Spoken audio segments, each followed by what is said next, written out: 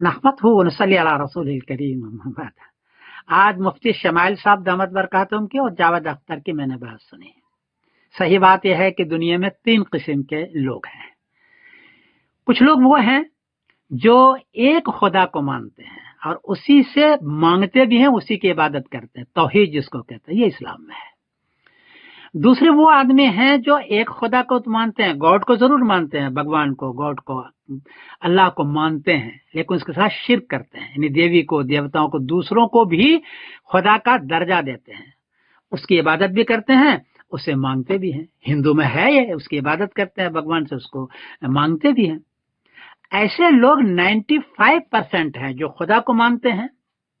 5% خود یورپ میں صرف 5% وہ لوگ ہیں جو خدا کو نہیں مانتے، ملحد ہیں، یعنی جاوید اختر کی طرح۔ خدا کے ہونے کی 3 دلیلیں ہیں۔ پہلی دلیل تو یہ ہے کہ پوری کائنات کو بنایا اور الگ الگ طریقے سے بنایا۔ انسان کا ہر ایک کا چہرہ بالکل الگ ہے، ایک کا دوسرے کے ساتھ نہیں ملتا ہے، جسے معلوم ہوتا ہے کہ اس کو بنانے والا کو اور ذات ہے جس کا نام خدا ہے، جو اپنی مرضی سے بناتا ہے۔ ایک دلیل تو یہ ہے۔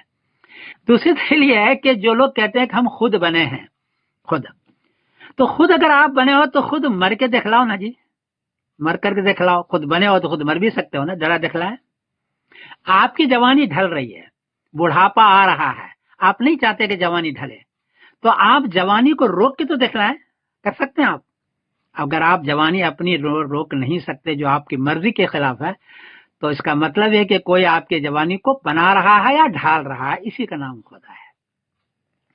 جاوید اختر صاحب کا کہنا ہے کہ نیچر بناتا، بھائی صاحب نیچر بناتا تو سب کو ایک ہی طریقے سے بناتا، الگ الگ نہیں بناتا۔ نیچر ایک ہی طریقے بناتا ہے۔ جب ایک ہی طریقے سے نہیں ہے، جس کا مطلب ہے کہ نیچر نہیں ہے، جو بنانے والا الگ الگ ہے، وہی نام اس کا خدا ہے۔ یہ 3 دلیل آئی۔ خود قرآن پاک نے بتایا ہے، بلا قادرین علی ان نسوی بنانا، میں اس بات پر قدرت رکھتا ہوں کہ تمہارے پوروے کو بناؤں میں، اور وہ بنا رہا ہے، پوروا بالکل الگ الگ ہوتا ہے۔ یہ 3 دلیل ہے خدا کے ہونے کی۔ جاوید اختر صاحب نے خدا کے نہ ہونے کی کوئی دلیل نہیں دی، یہ بات صحیح ہے، میں نے سارا دیکھا اس کو، ادھر ادھر کی بات کرتے رہے، جبکہ شمائل صاحب نے خدا کے ہونے کی دلیل دی کہ خدا ہے۔